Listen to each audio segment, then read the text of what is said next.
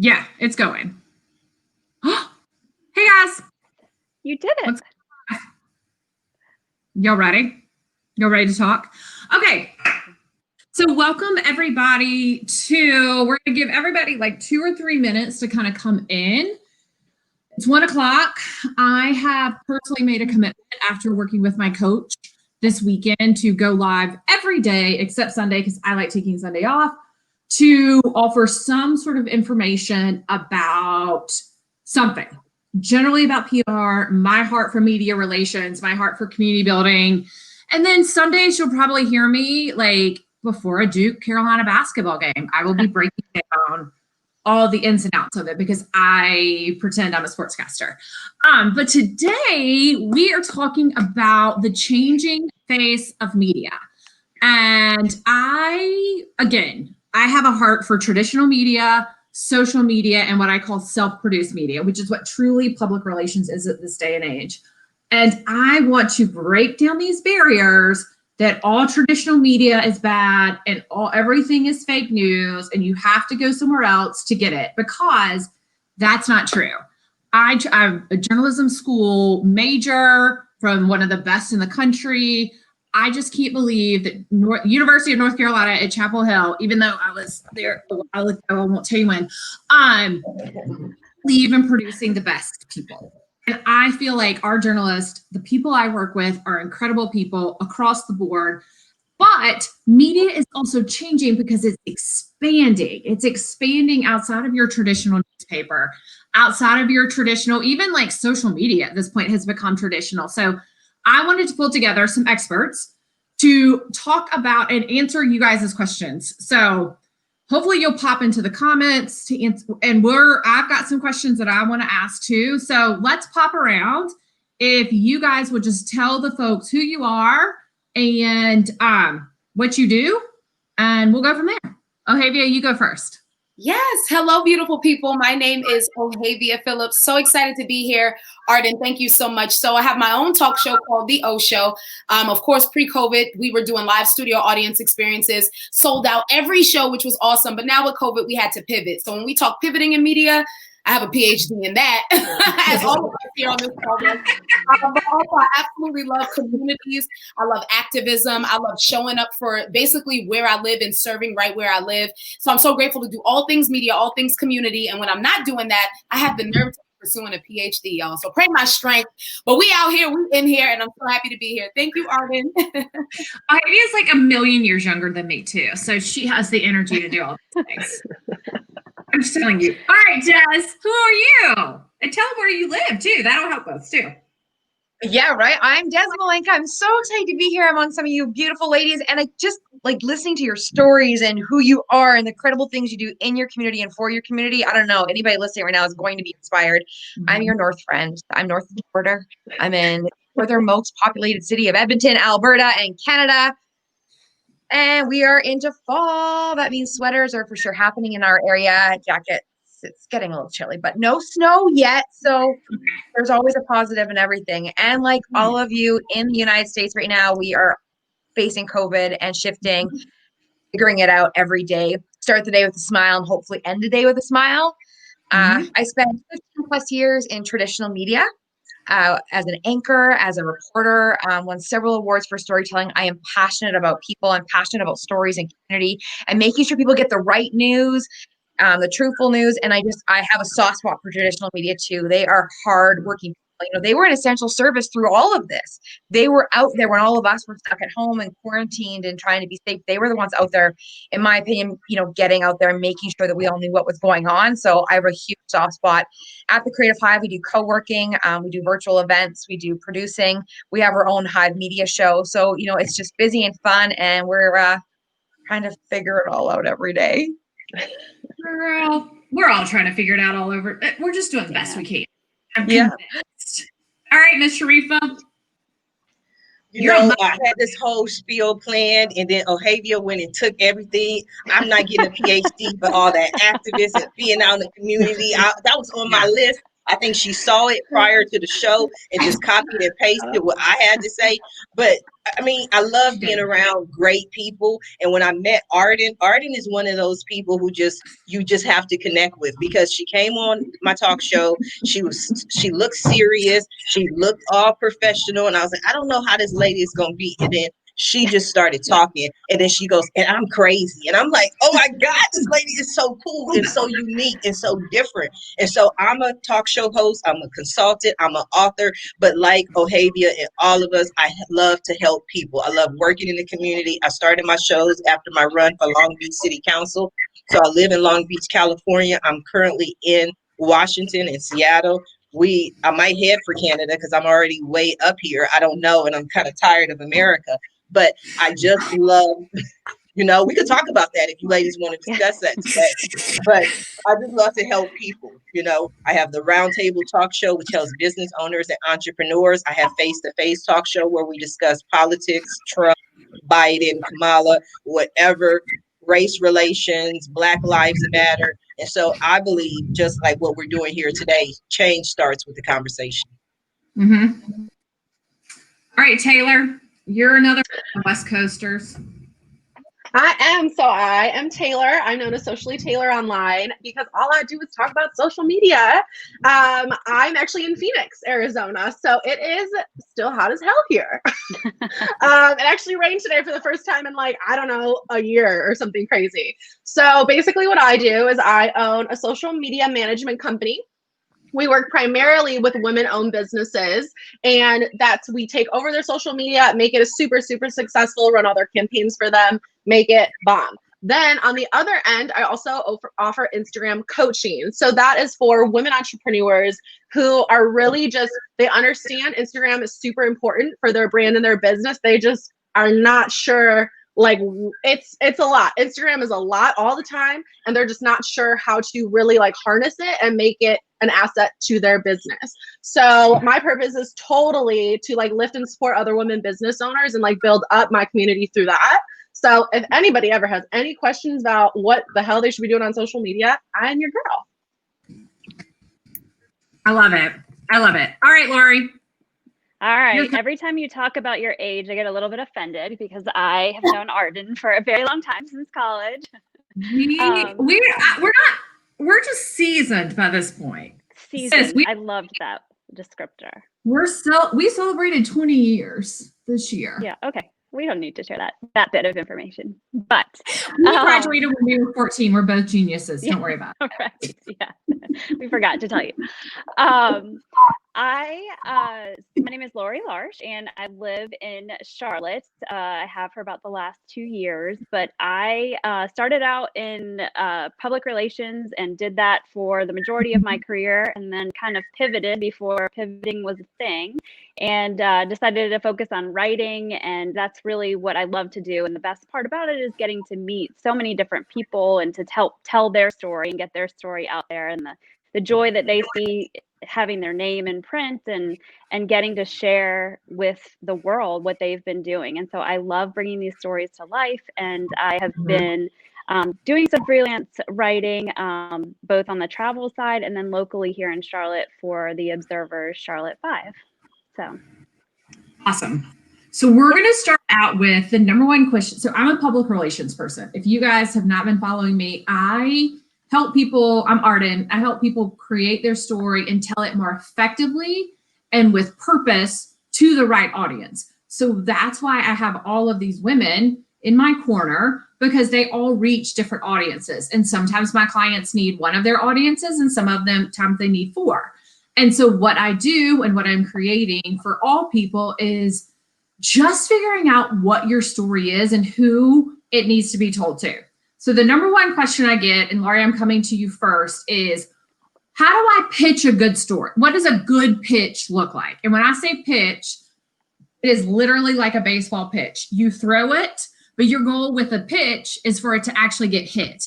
And Ohavia and Dez, you've both also been in media close enough that you can tell us, what is a pitch that's going to get opened and at least responded to? I I think anything that people take the time to look at it from a broader perspective. I mean, it's easy to say, oh, I opened this new place or I did this thing and make it about you. But if you can make it about the community and the people that you're out there that you're trying to reach and get them engaged in the story, I think having that tie to how people can relate to it is so pivotal, at least for me, in terms of selecting what stories to kind of go after. And I love when people pitch me and they have a bunch of different angles. You know, we may have just done a story on one angle that may have been a fit for whatever your pitch is. But if you come with 2 or 3 ideas, you know, look at all these, you can make this, do a female angle on this story and look at all the female-owned businesses, or just kind of presenting different ideas and options. It's kind of like, to me, a brainstorming session when I get a pitch. And I feel like that's the PR person's chance to give me their pitch in their brainstorming session. Okay. All right. Ohavia, what did you used to like to get? Because Ohavia and Dez were both on camera. So they were recently removed. And let's be honest, none of this has changed. Like, I've been pitching for 20 years and I think the fundamental and basics stay the same. So what did you guys like to get? Yeah, absolutely, Arden. So that's a part of the testimony, as well as I used to work as a reporter producer for a local newsroom here in Charlotte before quitting and having my own talk show. But I'm so glad we're talking about pitching, because it is so important that people understand, first of all, do you watch our news, right? Do you know what our voice is? Do you know what our top stories of the day are? Do you know what we care about? A lot of times people pitch from their heart, but they're not thinking about the heart of the newsroom. And it is so important that if you want to pitch anything, whether it's community down to like conversations, anything having to do with engagement, understand the heart of that local newsroom. So if you know you have a story about a business that's opening, or something as lighthearted as like something cute that a dog has done, have you watched our B block, right? Have you watched the C block, the D block? Do you know what it is that we need and where we can fit you in? Because once you know the heart behind the local newsroom and what we have a taste or a sight for, that's how you can better provide. But also too, I love that Laurie brought that up. Don't be selfish, right? Don't just pitch you. I think it's important to know like where your story would fit. What is the totality of pitching this story? How is it helping communities? Who's getting a scholarship? It's the heart behind the local newsrooms that we have to remember, because listen, our MMJs work hard. Help them by what you pitch. Dez, right? I don't know. Oh my goodness, the load that they carry, and it gets more and more and more. I mean, when I started out, I had a camera guy and I had a producer and I had, help with the writing, and there was an editor, and they're now doing their own camera work. They're editing their own pieces. They're like, it's an all-encompassing gig, right? So for me, when you go down to the local level of news, we're not talking the big national level, but the local level, they're people that are in your community. So take 5 minutes and email them specifically. Don't send out the one email to everybody at the same time, because I'm telling you, we would get 30, 40 of them a day, and it was like, delete. But if it said, hey, Dez, I love that segment you did the other day, and I was like, what do they want to say? Yeah. Right? Like, take that extra 10 seconds is huge. I personally did not like big press releases. Are they saying, hey, Dez, in the subject line, or are they saying, hey, Dez, in the entry line? In the entry line. But the email be like, saw your segment, want to build on something you did, or love the CTV news in Edmonton, big, like something that gets you in there beyond, we having an all camera avail for the new release of meh. Right. You have to set yourself apart and show why the local news matters. And those little stories, they're hugely impactful for anybody that's in them. Right. And I like to point out to all of my clients or the classes that I teach, people are still watching local news, guys. They're watching, if nothing else, I'm watching to get the traffic and I'm watching to get the weather, and I'm just watching and it's in the background or something. And those are the people in your community. So that is a big deal. And I think a great way to find them is actually on social media. So Taylor, is there some tricks or Sharifah or somebody, what are some really good tricks to reach out to the social media people and still is sliding into the DMs okay? What do you guys like to say? I mean, slide into the DMs. slide on in. Because I mean, and it's the same tactics, that Ohavia and Dez and Laurie were all talking about. It really is just making it personal and like helping them. Like, what can you do to help them? It's not like about you. It's not like, oh, I did this amazing thing. Don't you want to talk about me? It's like, oh, I heard you were talking about this stuff. Or I know like these are the stories you truly enjoy. It comes across on the screen. I might have something for you. So it's all about helping what you can offer them. Sharifah, you look like you're wanting to say something.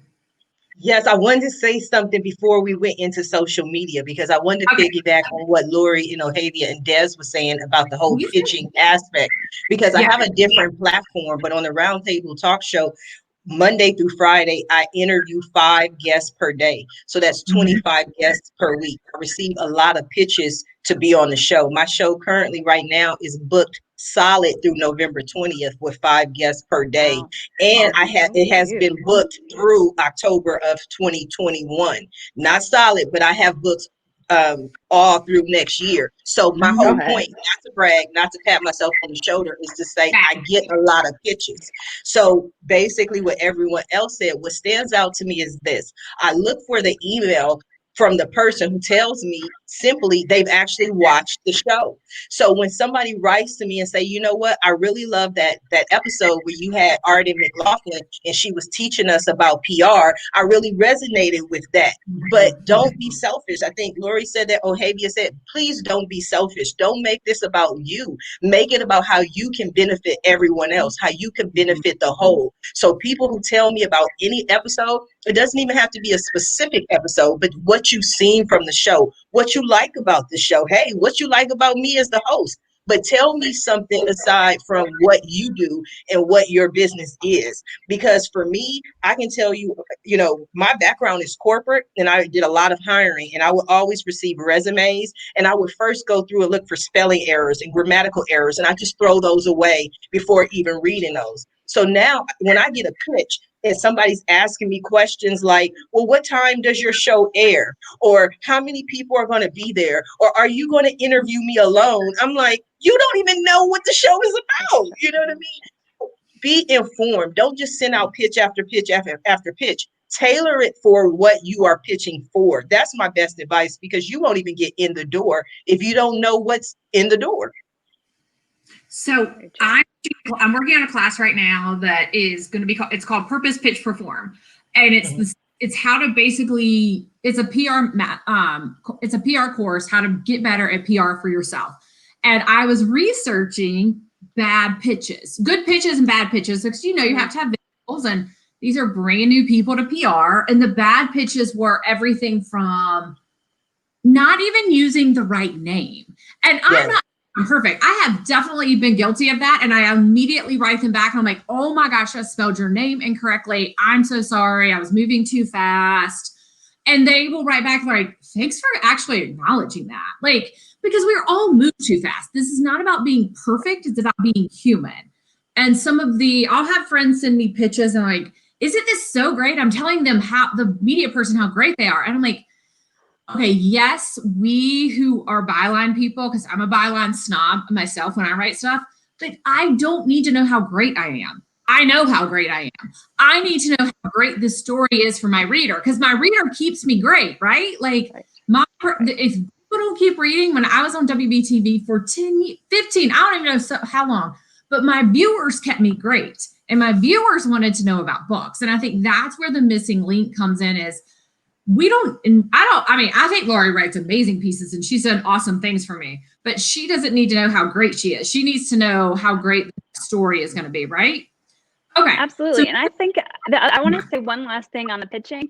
Like, something to remember is that the stories that I get pitched, I then have to pitch to my editor to write. So whatever pitch you give me, however strong that is what is ultimately getting, pitched to the decision maker of, is the story getting written or not? So the more information you can give, the more ties to the broader community, and the more you can see outside of your own little bubble, like we were talking about, the stronger chance you have of having your story actually get written. Okay, so here's the next question. Taylor, I wanted to talk about, and we can come back to this later, but the other big thing I wanted to hit is Instagram and TikTok and Reels and all of you who work in video, because I'm seeing over and over and over again, I am a writer through and through. I hate, like, I am in Taylor's social, whatever this is that she does, and she sent us how to do Reels, and I was like, can I just pay you to do that? It just weird to me. So, again, I'm recording people for my class, and all you guys are going to get recorded and be some of my experts. But every day I'm like, I have to pick days to record because I don't even want to put on makeup. So tell me, Reels, TikTok, video, is all of that as important as I am hearing it is? Yes. Short answer, yes. I mean, I think what is happening and what we've seen happening throughout like the last 5 to 10 years is like how important video can be. But what Reels is telling us, because TikTok is a minute, the biggest difference is between TikTok and Reels is TikTok is a minute and music is a free-for-all, okay? With Reels and Instagram is controlling what type of music, and even business accounts are having a lot of issues using music because they're not licensed to use music to promote whatever they're promoting, right? And it's 15 seconds. So I think the biggest thing that Reels is actually telling us, because it's 15 seconds compared to a minute, or IGTV, you can go up to 10 minutes, is that our attention spans are getting shorter. And all of the algorithms are telling those people who are designed Reels at Instagram that this is true and it's happening. People are only watching 15 seconds of videos. So whatever, it's all about the value. Like, as long as there's value, yeah, there's like cutesy little dances and there's like all this other stuff. But as a business owner, you need to be providing value. So if you can provide substantial value in 15 seconds, like, you got it going on. Like, you are going to be successful. But like you just said, you're like, I hate recording. Like, this is not everyone has background in like video production, right? So with Reels, I want to encourage people to really start practicing with it, because it's just going to get bigger. And the one thing that's really nice about Reels is it brings all that editing into the app. So it's a little easier for people. So, but that being said, pick platforms that you enjoy. Yeah. Because if you dread, making video every single week, then like you're probably not going to do it. Yeah. So, and it's all about being consistent in social media. Right. I think I find it's important too to put in there that when you're doing video, there's the time to have it done professionally and the time to be authentic to you and to allow yourself to have, mistakes and just showing that a little bit more of your real character. But when you're doing something professional for your website or for paid promotional spots, take the time and spend the dollars to do it properly, because bad video in that sense, they don't forget it.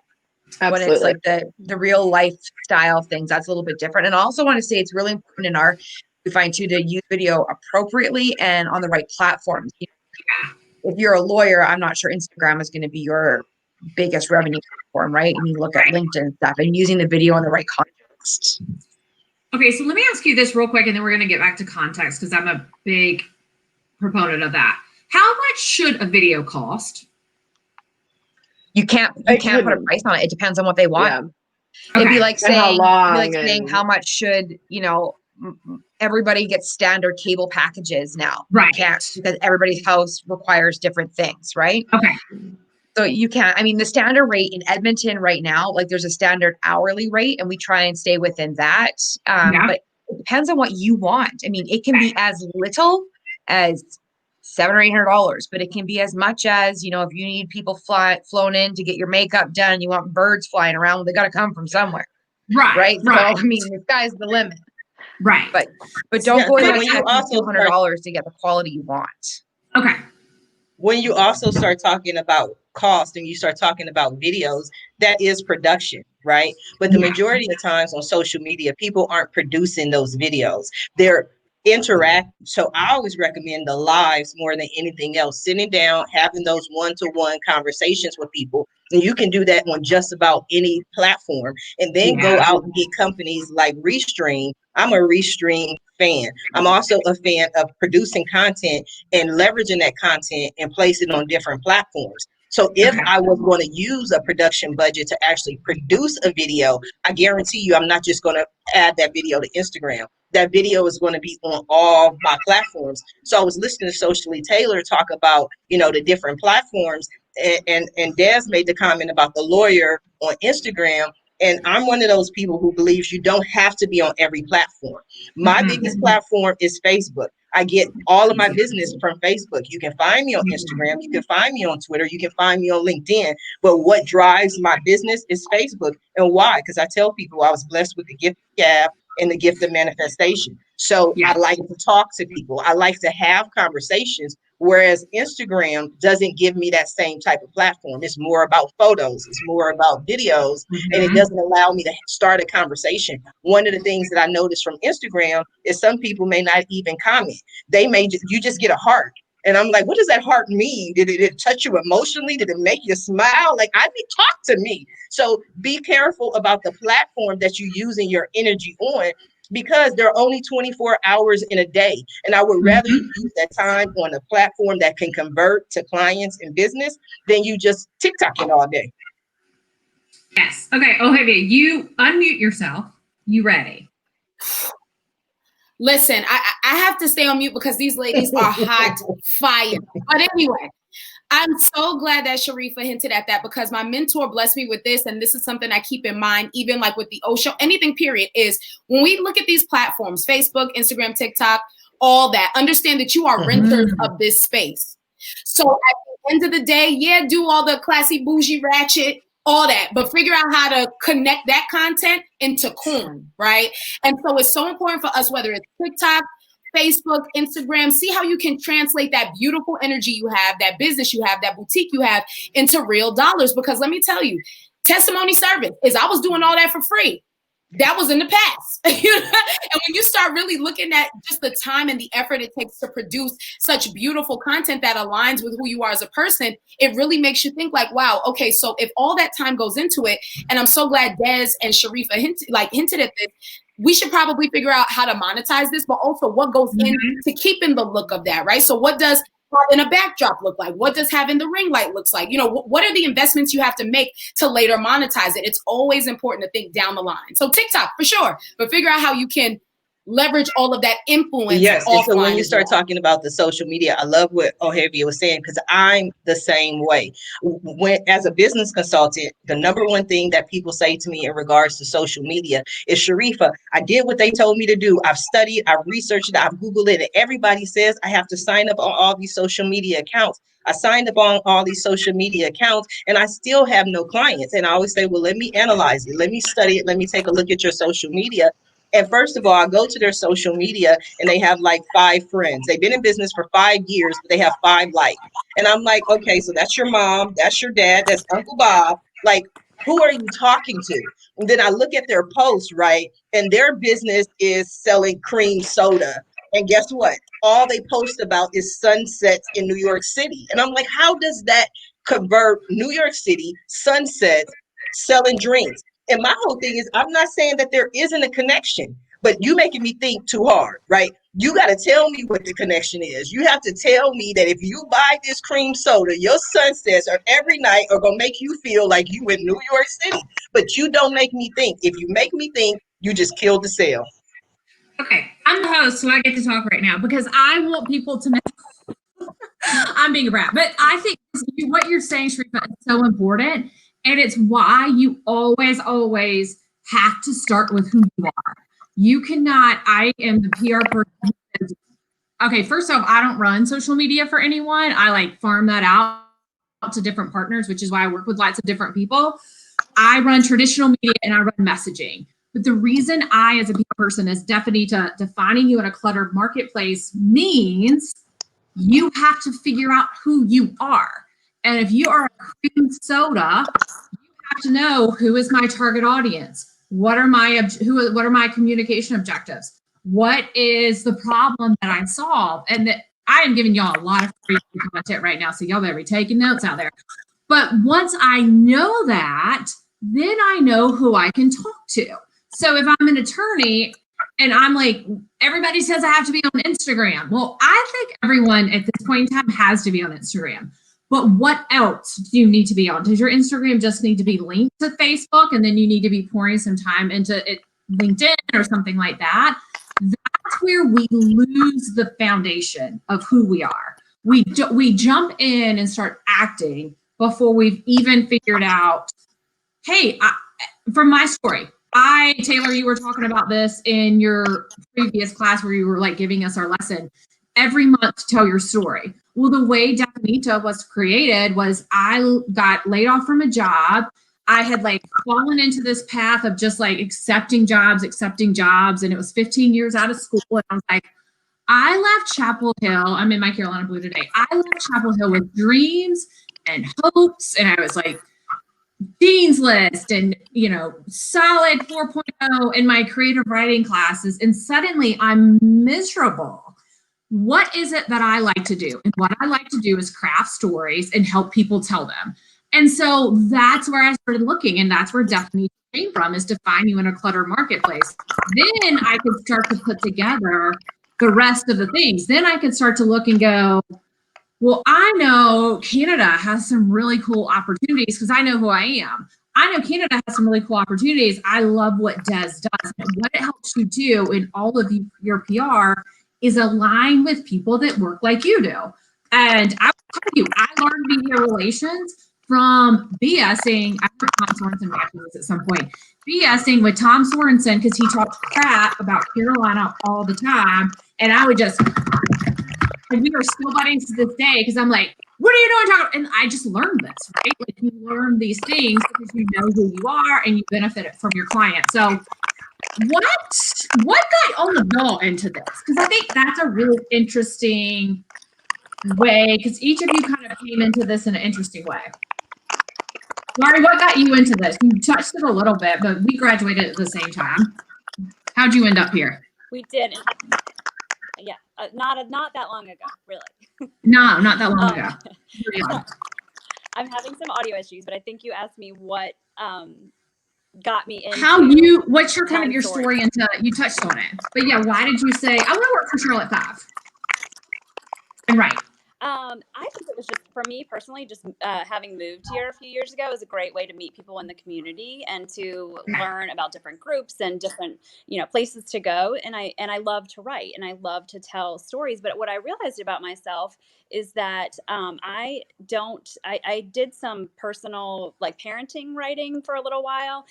I don't like talking about me, is what I realized from that. I don't like talking about my own parenting style or anything really having to do with me. I like to tell other people's stories.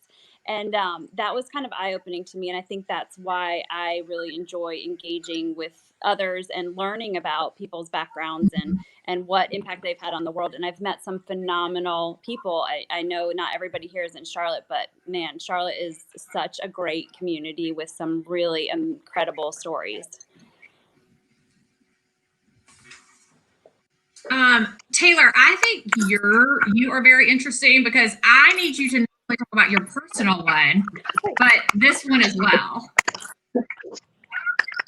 Oh yeah, so I actually have 2 brands. So, well, how I got into social media was, so I actually have a broadcast background also, like so many of the fabulous ladies in here. I went to journalism school at Iowa. Then I started working for just kind of different brands, mostly in beauty, but as like digital media manager. And I actually got fired because I got in a big argument with the boss. I guess I have problems with authority. My parents could have told you that at a young age. But so basically that's kind of how I got into it. I was just like, well, I'm already doing this for other people. I can just, start my own business.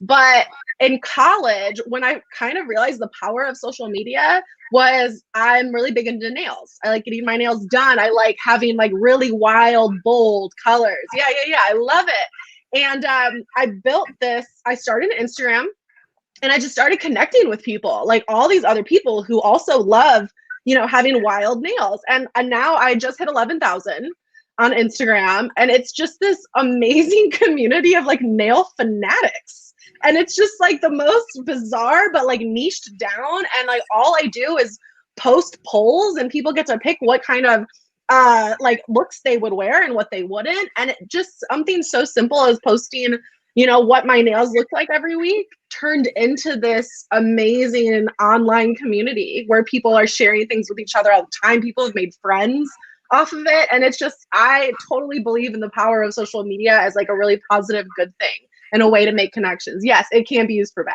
but like I'm all about like being that positive force and like actual making communities. Did I even answer your question? I don't even know. I got excited. It was good. It was a good answer. I don't know if it was the right answer, but it was good. You did, because I'm going to say to Sharifah next, because I think what you did, and I did meet you at the beginning of COVID. We've never met in person, but I like immediately connected with her as well. Have I ever met any? I've never met any of you in person. That's so weird. I'm just realizing that. I just am. That makes my heart sad. But Sharifah and I met, and I instantly connected with her. But what I think you've been able to build with the Roundtable Talk Show is community. So, was that your intent from the beginning with it? No, but it's the blessing that came out of it, right? And so I always say there's a blessing in every curse. And so we all know that COVID was a curse. It is a curse, but a lot of blessings came out of it for a lot of people. They say that there are more millionaires created in a recession than any other point in time. So my initial, amen, I received that. You know what I mean? Actually make that a T, because a trillionaire, but yes, we gonna get the money, ladies. I see ya. Let's all connect. But what I wanted to do is the March 3rd primary election ended. And you ever get, because I'm in entertainment too, I have an entertainment background. And one of the things we always say is you get bit by the bug. So when I ran for city council, I got bit by the bug. I was like, I like this. I like sitting down and having forums and having discussion, because that's what they do in politics. Everybody gets a question and then everybody has to answer the question. And so I said, you know what? I have to have a platform for discussion. I have to have a platform where I have a voice to talk about what's going on in the world. And so it ended March 3rd. And in my mind, I'm an Aries. My birthday's March 31st. So I said, I want to do this something for my birthday. So I launched it on March 30th. So between March 3rd and March 30th, the world went to hell in a handbasket. And so I'm like, what am I going to do with this show? But I know if not for COVID, I would never have been able to book 5 guests per day. Solid. People would have been too busy. They would have been traveling. They would have been so many different places. But I had the opportunity to have 5 guests a day. And so I said, you know what? This is going to be a business show. We're going to introduce our businesses. We're going to talk a little bit. But what happened was, just like now, it's 6 of us. I usually find that there's one business, one entrepreneur who is struggling the most. That's not a knock. It just is what it is. And I found that the other 5 people would kind of be like, let's see what we could do to help you. Let's come together. We can get this. We can do this. And it went from being I to now it's we. And so people were giving their links, their social media. I've seen sales made, just exactly what Socially Taylor was saying. People made friends. And it just happened because no matter where in the world you are, we're all going through the same thing at the same time. So what can we do to be of service? Yeah, I love it. It's so interesting. And I think this is why I will continue to push media. Like, people talk all the time about defund the media, defund the media. I'm like, wait a second. Look at these 5 beautiful people that are on here. And I have a list, it fell off, but of like 20 and 30 people that are friends. I would call them my friends, are doing really cool things to build up and to educate and create community. So Dez, let's talk a little bit. One thing I wanted to talk about was Canadian media, which I think you guys, it's a really interesting way that you guys hold each other accountable, if you will. So can you kind of tell me a little bit more about like how media runs in Canada? I mean, that's a really blank for you to tell me how the media runs in the entire country of Canada. Sure is. Sure hope I don't mess it up. You know what? I'm a I'll tell you how I believe it runs in Canada. Yeah. How is it different than the US? Because we have been on calls before where people have said, and this is how Dez and I bonded too, they're like, the media is terrible, you shouldn't listen to it, fake news. And Dez is like, no. And I'm like, I like her. Well, you have to give credit to them, just like the guys who go to work and fix the streets, or the doctor. They have a job to do, and they're using the best information they have, the most accurate information they have at their hands and at their at that time, right? And that's kind of what led me into it in the first place. I mean, I was the kid that my mom I was always told, if she could just stop talking for 2 minutes, That's me. just 2 minutes, she just stopped and listened, then she might actually, right? And so I was like, watch this. And then I was the kid that continued to ask why, like the 2-year-old, all the way through to like now. Yeah. How come? But why? But why? And so that's where media like really became a huge part of who I was. It was like this natural fit, right? But in Canada, and I don't know the specifics of how it works in the US. I did live in the US for a few years growing up. My dad there for almost 2 years. So I kind of got to see firsthand there. And it was really fascinating to me because you could watch a channel and you could kind of figure out a lot of times, in my opinion, which way it kind of leaned. It was towards this party or leaning towards this. It was down the middle. There's no leaning in Canada. So we have CTV News, we have Global News, we have BBC News, and everybody's in the middle. You might say they lean, like they might tilt their head one way or the other, but you can have no story that doesn't have someone from all of the party. If you're going to talk about something political, you have to have every single one of the parties represented. Every single one of them has to have an equal amount of time and voice in the story. So I can't give it, 2 minutes for the Conservatives and then nothing for the NDP or the Liberals. Everybody has to have. So we have the NDP, the Liberals, the Conservatives. So comparative to the States, Conservatives would be more Republican, but more middle. And then Liberals, in my opinion, would be more Democratic, but more middle. Like they're not right or left, they're kind of middle to those. And so we have to have, there's that accountability to it, right? Like you have to have so many from each side before you can even air it. And so I write a story and then my news editor would check it. And then the news director would check it to make sure all the sides were, and then if it had to go to a lawyer from there, it would. There were so many processes. So if there's anything that had any potential of bias or discrimination in any way, shape, or form, or even a claim, it had to be lawyered. Yes. I don't think that happens here. Sorry, there's Retweet. stuff going on outside, so I was trying to unmute myself. We're only going to Canada. It's cold. Girl, it's cold. Taylor, it's cold. It's not always cold. I mean, we were like plus 30 all summer. I don't know if that's in Fahrenheit. That's Celsius.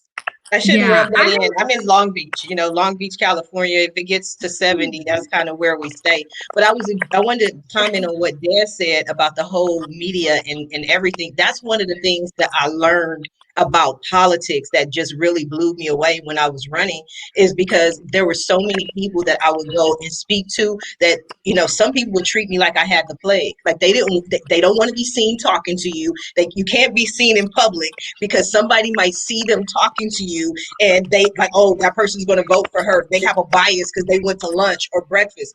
Just even with nonprofit organizations, they would say, okay, yes, I would love to speak to you. I would love to hear about your platforms. Why don't I schedule a forum for all of the candidates? So they don't want to have one-on-one conversations. They want to have it so that there is no question of any favoritism or anything like that. So interesting. All right. So let's wrap it up. I want each of you to end this with your number one tip for clients. Whatever you tell your clients is the best thing, or people you work with, pitching, whatever it is. Like, what's one thing that they need to know, all of our viewers need to know before leaving you? And then how can they find you? Ohavia, you're first. Yes. Okay. So the number one tip that I would say to everybody is, obviously this call is changing faces of media. So for those who are watching, you are the face and you are the change. And a lot of times when we talk this industry, there are people who copy people because they think that their look is too different or that their look is just too far out there and there's no way that they can either monetize it or become a personality within themselves. But I want to tell you that is a lie from the pit of hell. You have the look, you have what you need. You are the changing face of media, and all you have to do is be authentic. And every time you show up, give it 110%. I really believe in that. Invest where you have to. Don't ever cut corners with costs. Invest with what you can, with how you can. Understand that currency also comes socially. It's not just money either, right? So for a shout out, have somebody help you, or if you can like donate your time, talent, treasure in exchange for them helping you with your brand and business, do that. And you all can find me, because the vibes follow, at Ohavia Phillips on all social media platforms. I do follow back, and listen, I love people, so you will get positive vibes and a whole lot of dancing, right, Arden? Yes. So true. Like, so many energies. We didn't meet. I don't know how we have never met in person, but I didn't come across you until the beginning of COVID. Yep. And then we will. We will, I promise. I mean, I'm really tall. Don't be shocked by that. Me too. I'm like 5'7". Honey, I'm 5'11". No, you're a supermodel. That's all. You could have said that. Yeah. Like, everyone's always shocked. You could have when said they that. see me. They're like, wow, you're really tall. And I'm like, I am. All right, Des, what do you want to leave them with? I think I'd like to leave everyone with the idea that don't discount your ideas. That concept that you have an idea, it's actually worth the merit if you give it the time and lean into your community. I firmly believe in the connections and community and the power of community. Knowing your neighbors knocking on for that cup of sugar is a big deal. I know everybody on the block. I'm that lady. Small town, that's a problem, right? And also I want to remind everyone that if you're reading anything on Facebook or social media, take it with a grain of salt. That the news people in the US and in Canada, they have to have some background to what they do. And so don't always believe everything you read on Facebook and social media. Give the news people their due. They've done the work. They push hard to do those things. And don't be afraid to shift. You can find me at Dez Melenka. You can find me at Creative Hive YEG, YEG, and all over the place, hopefully in person someday soon. All right, Taylor. So I think the biggest thing right now, like tangible step that you can take right now for your social media, update your bios and make sure your links work. You would not believe, like, we are in a state of kind of chaos and things changing super, super fast. So making sure you're giving your audience the information regularly, that you're open, that you're doing business, because people are so unsure and they're going to social media more than ever to make sure that you are like available to them. Stay consistent and lead with your values. Your values should be at the forefront of your brand at all times. Nobody should question your brand values at any point. You should be talking about them all the time. And in our current state, especially in the United States, leading with your values is going to separate you from, maybe the other person in your industry that's doing something really similar. So put your values out there. That way you ensure that you are going to work with people with similar values, and they're going to become like lifelong customers. Yeah. Oh, you can find me at Socially Taylor. It's right here. All right, Sharifah. I felt like Arnold Horshack from Welcome Back, Carter. I'm like, oh, I got that answer. I know the answer. Just close this out, pass the test. Let me tell you how to be successful. Hire Arden, please. We don't get anything else from this show. Please hire Arden, because one of the things that I have learned is you talk about changing face of media. The changing face of media right now is DIY. Everybody feels that they can DIY everything, and there are things that you cannot do by yourself. You can study it, you can research it, but it takes a village to raise a child, and it takes a team to make a business successful. So get a team behind you. You may be able to do all these other things, but unless you have somebody who has the ability and this is what they do and they can work with your brand, I can tell you the one thing that stands out to me, the people who stand out to me on my shows, the people who didn't just come to my show and get 15 minutes of fame, the people I have built long-term relationships, people who have been on multiple shows, people who are speaking at my Power by Purpose 2-day empowerment teleconference on October 9th and 10th, they all have PR reps, because the PR rep doesn't just pitch you. They follow up, they ask questions, they send product, they make sure that I understand who my client is. And when the pitches come across, they're all nameless. But if I was introduced you through your representative, when you come to the show, I know about you. I'm like, oh, you're Ohavia. I remember Arden told me about you. You're the lady who, and then you have a memory for me. And it stands out if you have a PR rep. So if you need any advice, if you have questions about anything involving a www, ask Sharifah at AskSharifah.com. Yeah, for sure. All right, Laurie. All right. I guess my 2 cents here is if you don't like what's out there in the media, you have the power to change it. I think that the PR community and just businesses, individuals out there trying to share their story, that get your information out, talk to reporters, develop relationships. I think that you really have much more power than you think you do to help shift what's being told in the media and what kind of information you're getting out there. So I think just, having that faith in yourself and taking part in actively changing the story is really important now, probably more than ever. And you can find me at Go Exploring, which is my travel blog, which I totally need Taylor's help on because I don't spend enough time on anything related to social media. But you can find me there. Right, and if I can leave you all with one thing, definitely follow me on at Arden McLaughlin or at Definita Publicity. I try to get both of them up to date. But really, what I'm really leaning into more than anything is, I think Taylor said it great too, but lead with love and lead with grace. Because I think I am a Christian, and I say that all the time, but you don't have to be sold out for Jesus like me to lead with love and grace. And I think the biggest thing I'm seeing right now and the people that I'm building community with and building everything with is you give the benefit of the doubt and you just ask questions and get curious and go, okay, where are you coming from all this? And I think that's what's helped me build a million relationships with media people is because if I get a no, I'm like, hey, can you tell me why you said no? And they'll tell me, I'm like, cool, let me pivot it for next time. Or here's how I didn't do it well enough. Or, hey, it's just not a fit. I get curious. It's why I've been able to do what I've been able to do. And it's why I lead with service. The minute I started this year and I was like, I'm not going to think about money anymore. I'm going to think about service. My business has done really well. I'm no trillionaire yet, but I got a cool new grant yesterday and I lead with love and service. So I want you guys, I'd love for you to hire me. I'd really love for you to take my class because we're going to do some cool things.